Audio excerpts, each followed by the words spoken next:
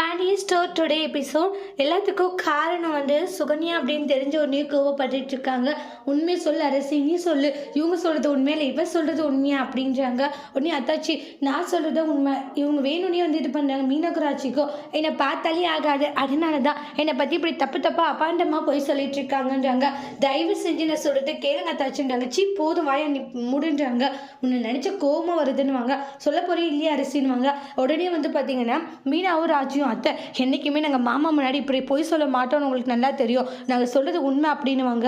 இங்கே சுகன்யா இல்லை, அவங்க பொய் சொல்கிறாங்கன்னு கோவப்பட்ட அந்த இடத்துல சுகன்யா கணத்தில் பல்லான்னு விடுறாங்க. ஏண்டி இதே வயசில் உனக்கு பொண்ணு இருந்திருந்தா என்னடி பண்ணியிருப்பா? அந்த ஃப்ராடு குமாருக்கு கல்யாணம் பண்ணி கொடுத்துருப்பே, இல்லை இப்படி தான் ஐடியா கொடுத்துருப்பேன். இல்லை இல்லை, அப்போ கோமதி பொண்ணு மட்டும் என்னுடைய இலக்காரம்மா அப்படின்றாங்க. என் பொண்ணுடைய மனசை மாற்றி இந்த அளவுக்கு கஷ்டப்படுத்தியிருக்க, அவள் தப்பி தவிர ஏதாச்சும் ஒரு தவறான முடிவு எடுத்திருந்தா என்னடி பண்ணுறதுன்றாங்க. கொஞ்சம் கூட உனக்கு அசிங்கமாக இல்லை அப்படின்னு சொல்லிட்டு போட்டு அடின்னு அடிச்சுட்டு இருக்காங்க சுகன்யா. அதனால் ரொம்பவே கஷ்டப்பட்டுக்கிட்டு இருக்காங்க. இல்லை நாங்கள் சொல்கிறத கேளுங்க, நீ சொல்கிறத நான் என்னடி கேட்குறதுன்றாங்க. கொஞ்சம் கூட மனிதாபிமானமே இல்லாமல் இந்த அளவுக்கு கேவலமாக நடந்திருக்கு அப்படின்ட்டு சொல்லிட்டு பயங்கரமாக சண்டை போட்டுக்கிட்டு இருக்காங்க. ஆளுக்கு எல்லாருமே சுகன்யா மேலே அந்தளவுக்கு கோவப்படுறாங்க. அடிக்கிறாங்கன்னா குமுதி அப்படி போட்டு அடிச்சுட்டு இருக்காங்க சுகன்யாவை. இல்லாத்தாச்சு, என்னடி என் அண்ணனுக்கு சொல்லி கொடுத்தாங்களா இப்படி எல்லாம் பண்ணு, அந்த குடும்பத்தை பிரின்னு சொல்லிட்டு, உனக்கு அசிங்கமாக இல்லை, அருவெருப்பா இல்லை, இந்த வீட்டை கல்யாணம் பண்ணி வந்திருக்கோம், எப்படி ஒழுங்காக இருக்கலாம் அப்படின்னு சொல்லிட்டு ஒழுங்காக இருப்பியா, அதை விட்டு அவங்க பேச்செல்லாம் கேட்டுட்டு இப்படி இந்த குடும்பத்தை பிரிக்கணும்னு நினச்சிருக்கேன் படிபாவி அப்படின்ட்டு சொல்லிட்டு போட்டு அடியடின்னு நடிச்சிட்டு இருக்காங்க. அதுக்கப்புறமா சுகன்யா நான் ஏதோ தெரியாத தப்பு பண்ணிட்டேன், அவன் காதலிக்கிறான்னு சொன்னான், நல்லா பார்த்துப்பான், சொந்தக்கார பையன் தானே நினைச்சேன்றாங்க. எப்படி அவன் நல்லா பார்த்துப்பான்னு உங்கள்கிட்ட சொன்னானான்றாங்க. ஏண்டி நான் ஏதாச்சும் சொல்லிட்டு போறேன்றாங்க. போயும் அவன் பேச்ச கேட்டு இந்த அளவுக்கு ஆடி இருக்கேடி நீன்றாங்க. அவன் என் பொண்ணை நல்லா பார்த்துப்பான்னு உனக்கு யாரு சொன்னது சொல்லு அப்படின்ட்டு சொல்றாங்க.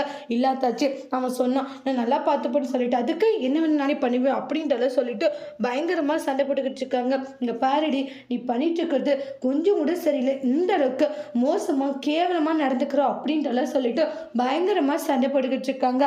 அப்ப சுகன்யா ஃபீல் பண்றாங்க. எவ்வளவோ பேசி பார்க்குறாங்க, ஆனால் கோவப்பட்டு அடிச்சிருவாங்க. பாண்டியை எல்லாரும் கண்டிச்சுட்டு இருக்காங்க. இவளை வீட்டை விட துரத்திலான்னு பண்ணிட்டு சொல்லவும், நீ போனா போட்டுன்னு விட்டு வைக்கிற, இனிமேல் இப்படி பண்ண அவ்வளோதான்றாங்க.